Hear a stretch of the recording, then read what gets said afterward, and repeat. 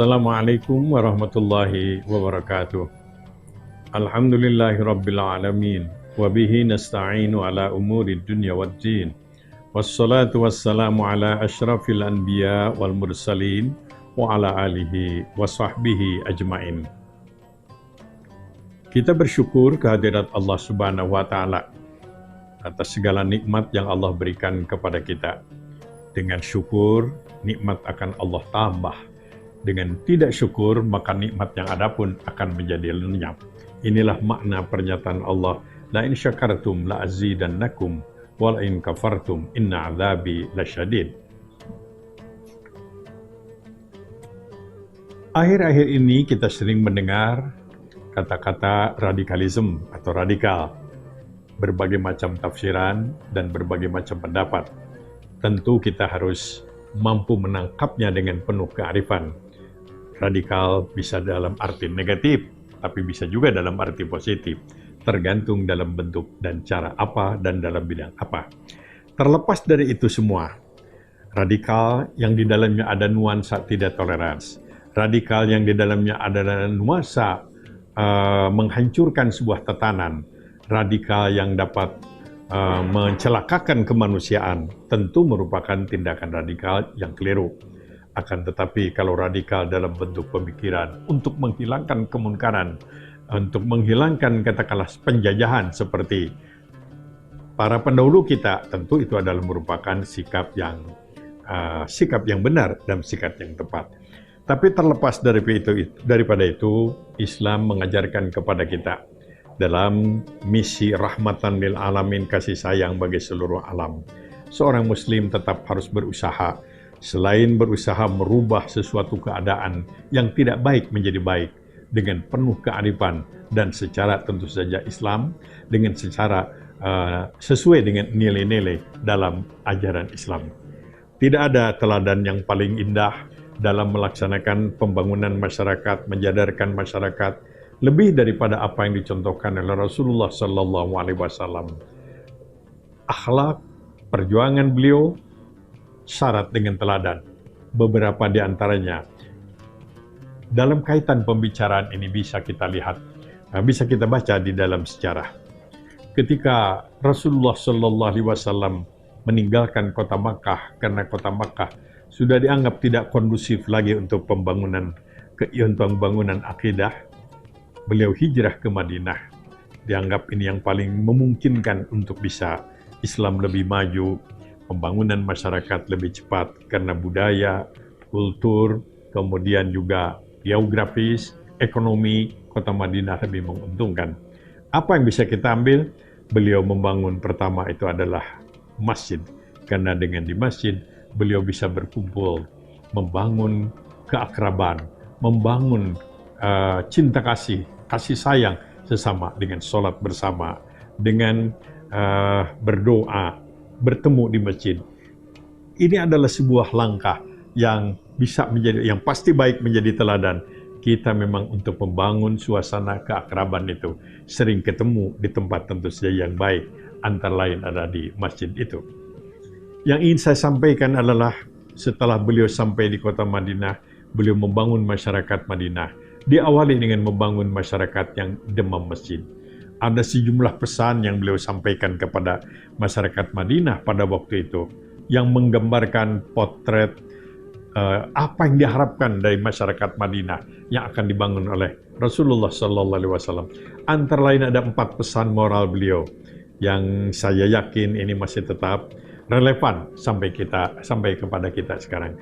Apa pesan beliau? Adalah satu, ufsus salam, wasilul arham, wat'imut ta'am, wasallu bil lail wan nas niyam.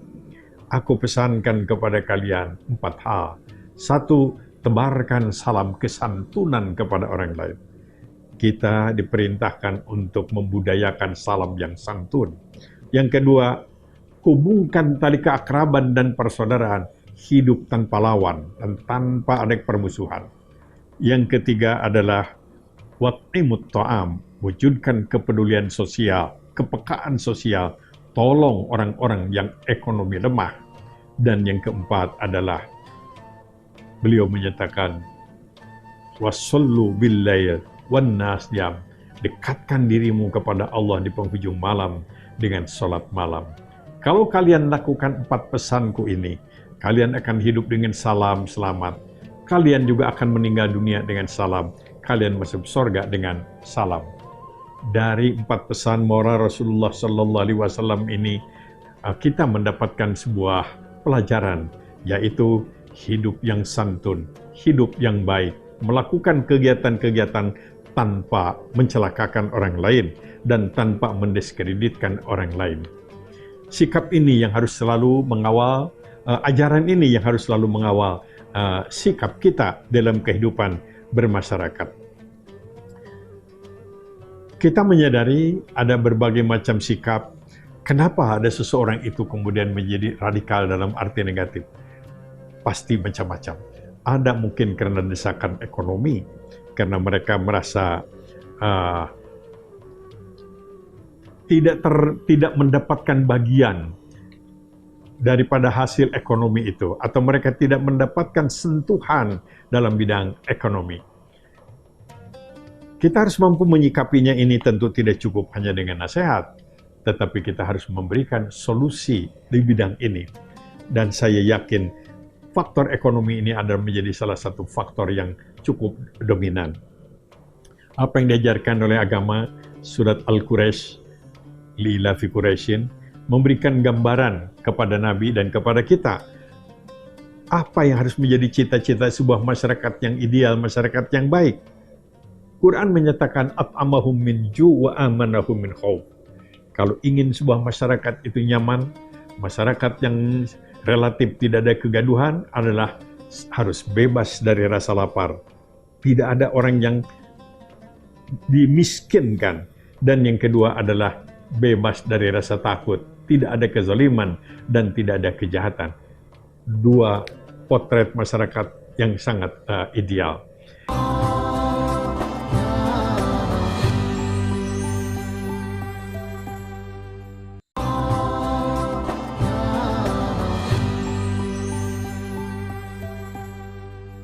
Dalam kaitan dengan ini, Rasulullah Sallallahu Alaihi Wasallam mengajarkan kepada kita tentang bagaimana mengelola kekayaan. Ada sebuah pesan dalam surat Al-Hasr dari Al-Quranul Karim yang berfungsi atau yang mempunyai peranan dalam rangka menghilangkan perasaan seperti tadi yang melahirkan tindakan radikal karena faktor ekonomi, yaitu Allah menyatakan, kaila yakuna dulatan bainal aghniya'i minkum. Jangan sampai kekayaan itu hanya terkonsentrasi pada sekelompok kecil orang-orang kaya saja. Oleh karena itulah perlu ada jaminan kerja kepada setiap warga negara. Dan di selain itu ada kewajiban-kewajiban tertentu yang harus dikeluarkan oleh orang-orang kaya untuk menghilangkan perasaan tadi ditinggalkan atau merasa diperlakukan tidak adil, merasa dimiskinkan, yaitu dengan kewajiban-kewajiban ibadah harta, ada zakat, ada infak, ada sedekah, ada wakaf, ada fidyah, dan banyak aturan-aturan, yaitu memberikan kekayaan kepada orang lain. Quran umpamanya saja menyebutkan potret orang yang takwa, yang dicintai oleh Allah, yang diberikan sejumlah janji oleh Allah adalah selain mantap iman, sholat yang berkualitas, dia selalu siap berbagi dengan orang lain untuk mengatasi kecenderungan orang-orang kemudian menjadi bersikap negatif, termasuk di dalamnya radikal dalam arti negatif, yaitu maka antara lain adalah menyangkut ekonomi. Faktor lain mungkin adalah merasa diperlakukan tidak adil. Oleh karena itulah keadilan merupakan bagian penting dari salah satu ajaran dari agama.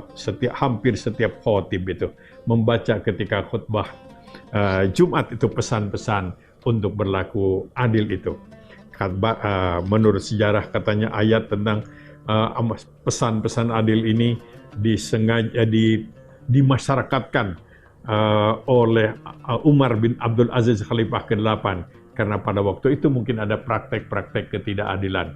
Sehingga yang awalnya memuji-muji penguasa waktu itu dirubah oleh Umar bin Abdul Aziz dengan innallaha ya'muru bil 'adli wal ihsan wa ita'idzil qurba wa yanha 'anil fahsya. Sekarang banyak dibaca pesan tentang keadilan. Banyak juga orang melakukan sebuah tindakan radikal dalam arti negatif itu adalah karena kesalahpahaman, karena komunikasi yang salah, atau karena informasi yang salah. Dan inilah yang menjadi masalah yang dihadapi oleh kita sekarang ini. Teknologi di bidang komunikasi, selain memberikan sejumlah informasi yang baik-baik, ternyata juga di dalamnya ada informasi-informasi yang tidak baik. Maka oleh karena itulah, semangat yang diajarkan oleh Al-Quran di dalam surat Al-Hujurat tentang semangat mengecek kebenaran, diperintahkan kalau kamu mendengar sebuah informasi yang melalui mass media atau sosial media yang tidak baik, maka adalah fatabayyanu, mengecek kebenaran informasi menjadi sangat penting, atau meluruskan sebuah informasi yang salah. Berbagai macam kekecewaan dapat menimbulkan seseorang itu untuk melakukan tindakan-tindakan yang tidak sesuai dengan aturan-aturan dalam hidup beragama dan berbangsa. Oleh karena itulah,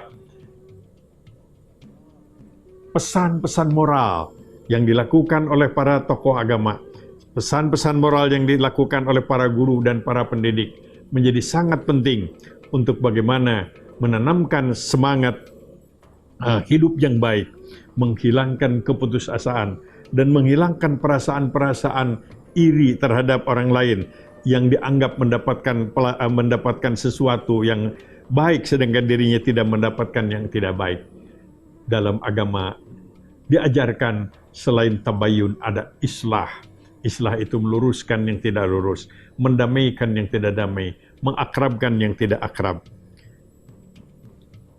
Saya kira tidak salah kalau tindakan-tindakan yang salah dalam bentuk kegiatan radikal yang salah yang itu juga karena kesalahpahaman tentang agama, kesalahpahaman tentang memahami agama, dan ini adalah harus menjadi tanggung jawab tentu saja para tokoh agama, para pendakwah, para mubaligh untuk meluruskan pemahaman yang tepat dan benar tentang hidup beragama benar. Seorang muslim itu harus memiliki semangat amar ma'ruf nahi munkar. Itu adalah bagian daripada perintah agama. Setiap muslim itu punya komitmen. Dia wajib mengimani, meyakini agamanya. Dia wajib mengamalkan ajaran agamanya. Dia juga wajib menyebarluaskan agamanya. Dan dia juga mempunyai kewajiban untuk mempertahankan agamanya. Semuanya itu tentu saja harus dikemas dalam semangat, dalam usaha, perjuangan yang sesuai dengan ketentuan agama. Kemunkaran jangan dirubah dengan cara yang munkar. Kejahatan tidak boleh dibalas atau tidak boleh diselesaikan dengan cara yang jahat dan seterusnya. Dakwah bahkan diajarkan oleh ajaran agama Islam, dakwah yang membangun seseorang itu menjadi lebih santun, orang itu menjadi lebih sopan, orang itu bisa menjadi lebih tolerans dengan kegiatan-kegiatan dakwah keagamaan. Barangkali baik kita dalam suasana seperti sekarang ini belajar dari sejarah. Ketika terjadi konflik politik yang berkepanjangan setelah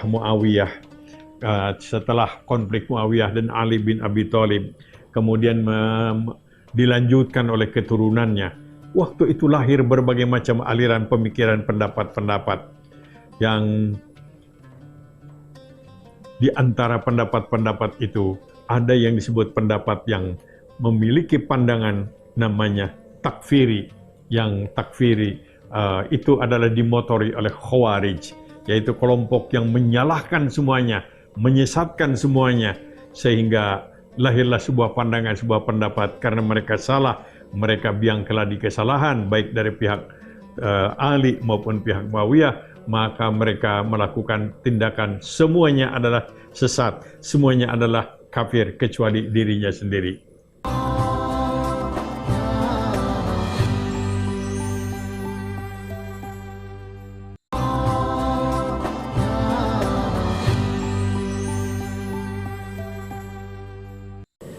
Ini adalah sempat terjadi di dalam sejarah Islam. Selain juga kita menemukan pemikiran-pemikiran sebagai hasil daripada ada konflik berkepanjangan itu. Ada yang disebut murjiah, yaitu berserah diri kepada takdir. Ya sudah, segalanya sudah takdir Allah. Segalanya baik, tidak baik, segala macam kita tinggal diam saja. Dan ada juga yang punya pendapat lawannya, Qadariyah, yang mengatakan Tuhan tidak ikut campur lah. Ini Tuhan menciptakan yang awal saja. Kelanjutannya adalah tergantung kita. Ada yang mempunyai pemikiran kelompok yang mengatakan yang penting itu baca la ilaha syahadat la ilaha illallah sudah baik. Kesananya terserah. Mau zina, mau musyrik, menjadi penjahat, masuk surga semuanya. Dan ada yang berpendapat tadi yang sangat takfiri, mengkafirkan. Semuanya ini harus menjadi pelajaran bagi kita. Pada saat-saat kita dalam suasana sekarang ini terasa ada berbagai macam perbedaan-perbedaan pendapat.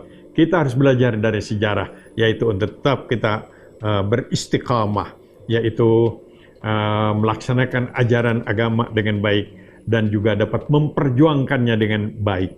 Kita menyampaikannya juga dengan cara yang baik, mengamalkannya dengan cara yang baik, dan membimbing orang lain juga dengan cara yang baik.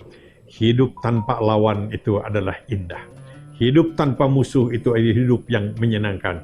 Sebaliknya, kalau hidup itu banyak lawan, banyak musuh, kalau hidup itu banyak membuat derita orang, pasti adalah sebuah kehidupan yang tidak sesuai dengan ajaran agama. Islam mengajarkan kepada kita tentang semangat ajaran jihad. Perintah jihad itu sudah datang kepada Nabi pada saat beliau berada di Mekah. Dan beliau tidak perang di Mekah. Artinya perintah jihadnya sudah ada, toh tidak perang. Ini maknanya memang jihad, bukan hanya perang. Walaupun betul banyak perintah kata-kata jihad, berarti juga perang. Artinya tergantung suasana dan keadaannya. Dalam perang Badar, Nabi diserang. Ketika Uhud, Nabi juga diserang, umat Islam diserang. Khandaq juga umat Islam diserang, terjadi perang. Dalam suasana tertentu, Nabi juga mengemasnya dalam bentuk pendekatan-pendekatan yang baik. Nabi pernah juga mendoakan orang-orang jahat supaya mereka menjadi orang baik. Kemudian juga banyak usaha langkah yang dilakukan oleh Rasulullah SAW, dan yang tidak kalah pentingnya, tidak kalah perlunya, yaitu beliau melakukan sebuah perubahan, perjuangan itu yang disebut beliau berdakwah bil uswah, dengan keteladanan. Dan inilah yang sangat penting. Banyak orang menjadi simpati kepada Islam karena perilaku umat Islam, kalau umat Islam melakukan ajaran Islam sesuai dengan ajaran Islam. Sebaliknya, banyak orang yang tidak senang kepada Islam, bukan karena melihat ajaran Islam, tapi karena melihat perilaku umat Islam. Banyak umat Islam yang melakukan perbuatan yang tidak baik dapat menyebabkan orang tidak senang kepada Islam. Inilah yang menjadi tanggung jawab dan kewajiban kita sebagai Muslim untuk melakukan dakwah tidak hanya dengan ucapan, tidak hanya dengan ajakan, tapi dakwah dengan uswah hasanah, yaitu keteladanan yang baik. Laksanakan ajaran agama Islam dengan baik, biar orang tahu bahwa Islam itu adalah baik. Ketika kita melakukan sesuatu perbuatan yang tidak baik, maka kita pun dengan jujur, dengan jantan kita mengakui kami hilaf. Islam tidak mengajarkan seperti itu. Hal-hal yang seperti inilah barangkali perlu menjadi perhatian kita, menyikapi berbagai macam pendapat, berbagai macam informasi yang tidak menyenangkan. Marilah kita sikapi dengan penuh kesabaran dan ketabahan, dan tentu saja ikhtiar dengan penuh kesungguhan. Quran surat Al-Hujurat harus tetap kita pegang teguh. Antara lain adalah hindarkan diri dari apa yang disebut taskhiriyah, memperolok-olokkan orang lain dengan kalimat-kalimat yang menyebabkan orang lain itu merasa tersinggung dan orang itu merasa dirugikan. Hindarkan diri daripada ungkapan-ungkapan penghinaan. Talmizu anfusakum. Dan yang ketiga, wala tanabazu bil alqab. Hindarkan diri dari memanggil-manggil orang dengan gelaran-gelaran yang menyakitkan. Dan kemudian hindarkan diri dari tajassus, sibuk mencari-cari kesalahan orang lain, dan hindarkan diri dari suudzon, negative thinking. Mari berbiasakan dengan positive thinking, berbaik sangka. Berbaik sangka itu enak, buruk sangka itu menderita. Dan yang tidak kalah pentingnya, Quran juga mengajarkan adalah hindarkan diri kebiasaan membuka aib orang lain atau ghibah, membuka aib orang lain. Ini adalah pesan-pesan Quran kepada kita dalam menghadapi berbagai macam situasi yang kadang-kadang pada saat sekarang ini kurang nyaman kita dengarkan, kurang nyaman kita baca, tetapi mari kita sikapi dengan penuh kearifan dan kedewasaan. Kita berusaha, kita berdoa, kita berikhtiar, dan kita bermunajat kepada Allah Subhanahu wa Ta'ala, dan marilah kita berusaha untuk menjadikan diri kita sebagai uswah kepada orang lain, dan mari kita berusaha untuk menjadikan orang lain itu adalah sahabat-sahabat kita. Kalau ada perbedaan pendapat, kita selesaikan dengan cara yang baik, dan bahkan agama Islam mengajarkan kepada kita, selain menggunakan ikhtiar usaha dengan menggunakan segala kemampuan yang ada pada diri kita, ada ajaran lain, yaitu kekuatan doa. Orang yang baik itu adalah selalu berdoa, tidak hanya untuk diri sendiri, tapi juga mendoakan orang lain. Apa yang dicontohkan oleh Rasulullah SAW, mari kita praktekkan, yaitu doa yang paling baik adalah doa seseorang untuk orang lain, dan orang lain yang didoakan itu tidak tahu dirinya sedang didoakan. Ketika kita tahu ada sosok orang yang selalu mengungkapkan sesuatu yang menyakitkan, kita jawab dengan doa, mudah-mudahan dia mendapat hidayah dan petunjuk Allah Subhanahu wa Ta'ala. Luar biasa kalau ini bisa kita lakukan. Lakukan dengan penuh keikhlasan. Doa adalah senjata kita. Rasulullah SAW untuk menghadapi masyarakat yang pada waktu itu jahat, beliau berdoa supaya diberi petunjuk, karena mereka bukan penjahat, tapi orang yang belum tahu. Mereka kemudian menyatakan diri menjadi pengikut Rasul, masuk Islam pada tahun-tahun berikutnya. Beliau menghadapi Umar bin Khattab, beliau tidak diskusi dan tidak berdebat, karena beliau tahu ini bukan orang yang harus dilawan dengan debat dan diskusi, tapi beliau berdoa, mendoakan supaya dia mendapat hidayah petunjuk dari Allah Subhanahu wa Ta'ala. Dan masih banyak contoh-contoh dari Rasulullah SAW sebagai teladan bagi kita. Mari kita bersama-sama untuk berusaha membangun suasana batin yang dimana orang lain mendapatkan kenyamanan, orang lain mendapatkan kebahagiaan dari kita.